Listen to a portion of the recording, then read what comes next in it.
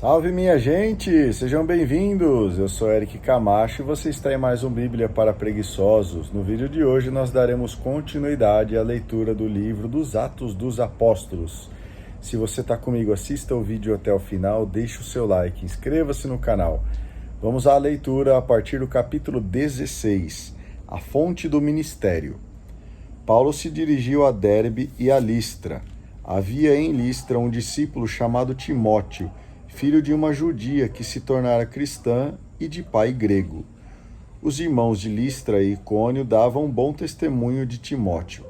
Paulo quis então que Timóteo partisse com ele. Tomou-o e o circuncidou, por causa dos judeus que se encontravam nessas regiões, pois todos sabiam que o pai de Timóteo era grego. Percorrendo as cidades, Paulo e Timóteo transmitiam as decisões que os apóstolos e anciãos de Jerusalém haviam tomado e recomendavam que fossem observadas. As igrejas se fortaleciam na fé e a cada dia cresciam em número. O Espírito dirige a missão. Paulo e Timóteo atravessaram a Frígia e a região da Galácia, uma vez que o Espírito Santo os proibira de pregar a palavra de Deus na Ásia. Chegando perto da Mísia, eles tentaram entrar na Bitínia, mas o Espírito de Jesus os impediu. Então atravessaram a Mísia e desceram para Troade. Durante a noite, Paulo teve uma visão. Na sua frente estava de pé um macedônio que lhe suplicava: venha à Macedônia e ajude-nos. Depois dessa visão, procuramos imediatamente partir para a Macedônia, pois estávamos convencidos de que Deus acabava de nos chamar para anunciar aí a boa notícia. O germen de uma comunidade. Embarcamos em Troade e navegamos diretamente para a ilha da Samotrácia. No dia seguinte, ancoramos em Neápolis, de onde passamos para Filipos, que é uma das principais cidades da Macedônia e que tem direitos de colônia romana. Passamos alguns dias nessa cidade. No sábado, saímos além da porta da cidade para um lugar junto ao rio, onde nos parecia haver oração.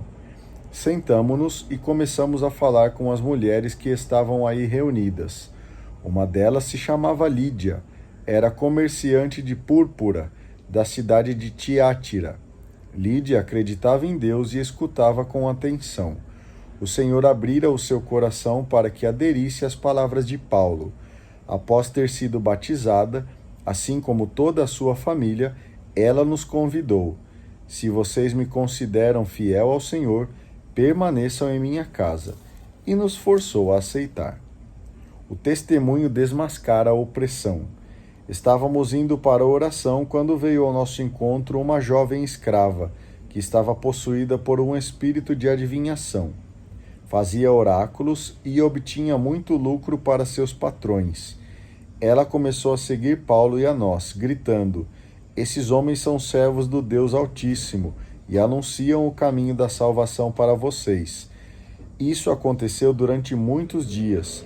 Por fim, não suportando mais a situação, Paulo voltou-se e disse ao Espírito: eu lhe ordeno em nome de Jesus Cristo, saia dessa mulher. E o Espírito saiu no mesmo instante. Os patrões da jovem, vendo que tinham perdido a esperança de lucros, agarraram Paulo e Silas e o arrastaram à praça principal, diante dos chefes da cidade.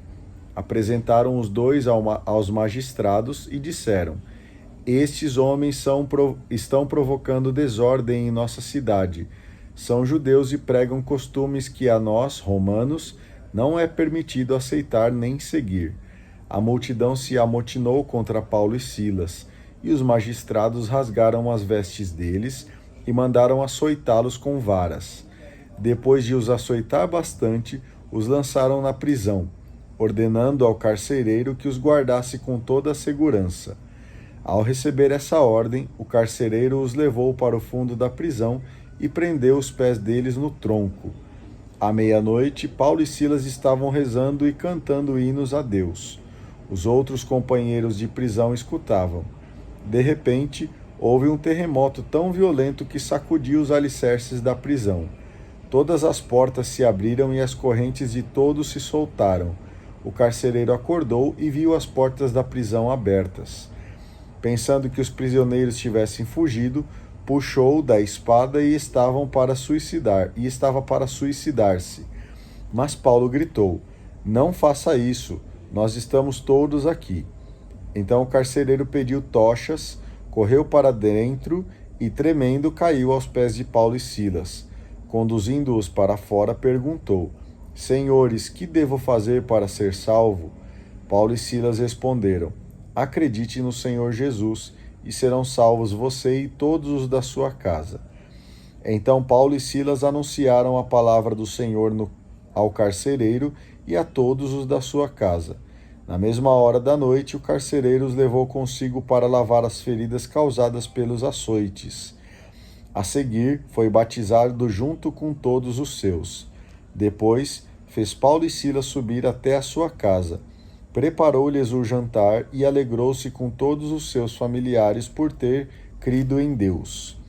Quando amanheceu, os magistrados enviaram à prisão os oficiais de justiça, ordenando ao carcereiro: "Solte esses homens." O carcereiro anunciou a Paulo: "Os magistrados mandaram soltar vocês. Portanto, podem sair e ir embora em paz." Mas Paulo mandou dizer: "Fomos açoitados em público sem nenhum processo, e fomos lançados na prisão sem levar em conta que somos cidadãos romanos. E agora querem que vamos embora às escondidas? De jeito nenhum. Que eles venham soltar-nos pessoalmente." Os oficiais de justiça comunicaram as palavras de Paulo aos magistrados. Ao saberem que se tratava de cidadãos romanos, ficaram alarmados e foram conversar com eles, e os soltaram, pedindo que deixassem a cidade. Ao sair da prisão, Paulo e Silas foram para a casa de Lídia, e aí encontraram os irmãos, os encorajaram e depois partiram. Capítulo 17. O Evangelho ameaça o sistema. Passando por Anfípolis e Apolônia, Paulo e Silas chegaram a Tessalônica, onde os judeus tinham uma sinagoga. Conforme seu costume, Paulo foi procurá-los e por 3 sábados seguidos discutiu com eles. Partindo das Escrituras, explicava e demonstrava para eles que o Messias devia morrer e ressuscitar dos mortos. E acrescentava: "O Messias é este Jesus que eu anuncio a vocês." Alguns judeus se convenceram disso e se uniram a Paulo e Silas, assim como bom número de gregos que adoravam o Deus único, e não poucas mulheres da alta sociedade. Os judeus ficaram com inveja e reuniram alguns indivíduos maus e vagabundos, e provocaram um tumulto, alvoroçando a cidade. Alguns se apresentaram na casa de Jasão em busca de Paulo e Silas, a fim de os levar à presença da Assembleia do povo. Não encontrando Paulo e Silas, arrastaram Jasão e alguns irmãos diante das autoridades, e gritavam: "Estes homens que estão transtornando o mundo inteiro chegaram agora aqui também, e Jasão deu hospedagem para eles. Todos eles vão contra a lei do imperador, afirmando que existe outro rei chamado Jesus." Ouvindo isso, a multidão e as autoridades ficaram agitadas e exigiram uma fiança por parte de Jasão e dos outros irmãos. Depois o soltaram. Imediatamente os irmãos fizeram Paulo e Silas partir de noite para a Bereia. Logo que aí chegaram, entraram na sinagoga dos judeus. Estes eram mais abertos que os de Tessalônica e acolheram a palavra com toda a disponibilidade. Cada dia examinavam as Escrituras para ver se tudo era mesmo assim. Muitos deles abraçaram a fé e também um número considerável de gregos, tanto mulheres de condição elevada como muitos homens. Mas quando os judeus de Tessalônica ficaram sabendo que Paulo anunciava a palavra de Jesus também em Bereia, foram lá para agitar e confundir o povo.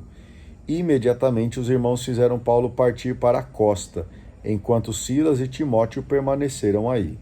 Os que acompanhavam Paulo o conduziram até Atenas.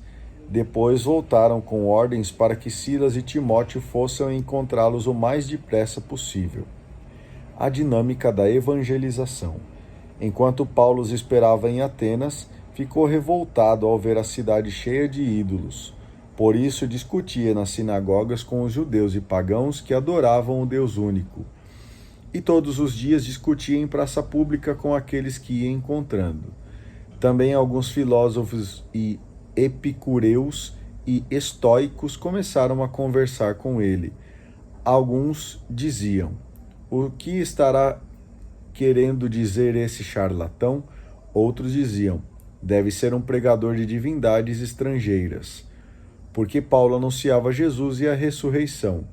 Tomando Paulo consigo, o levaram ao Areópago, dizendo: podemos saber qual é a nova doutrina que você está expondo?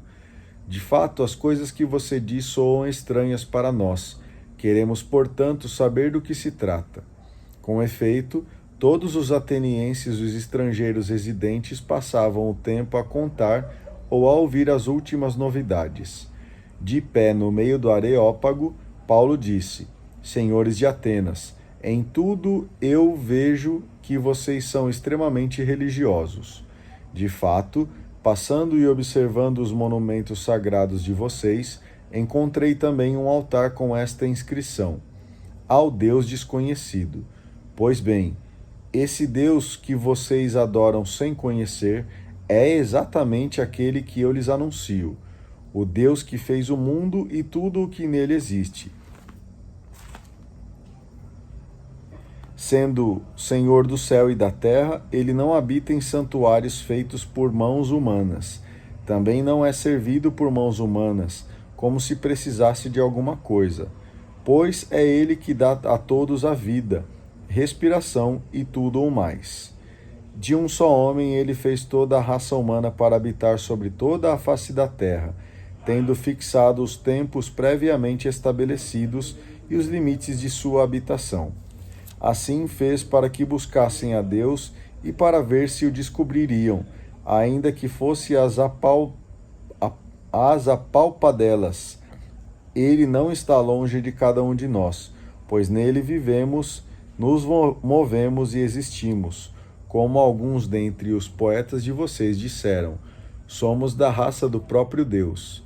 Sendo, portanto, da raça de Deus, não devemos pensar que a divindade é semelhante ao ouro, à prata ou à pedra trabalhados pela arte e imaginação do homem.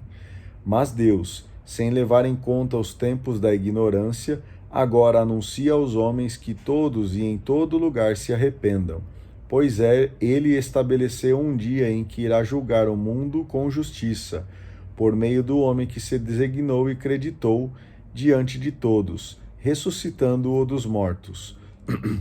Quando ouviram falar de ressurreição dos mortos, alguns caçoavam e outros diziam: nós ouviremos você falar disso em outra ocasião. A essa altura, Paulo saiu do meio deles. Alguns, porém, se uniram a ele e abraçaram a fé. Entre esses estava também Dionísio, o Areopagita, uma mulher chamada Dâmaris e outros com eles.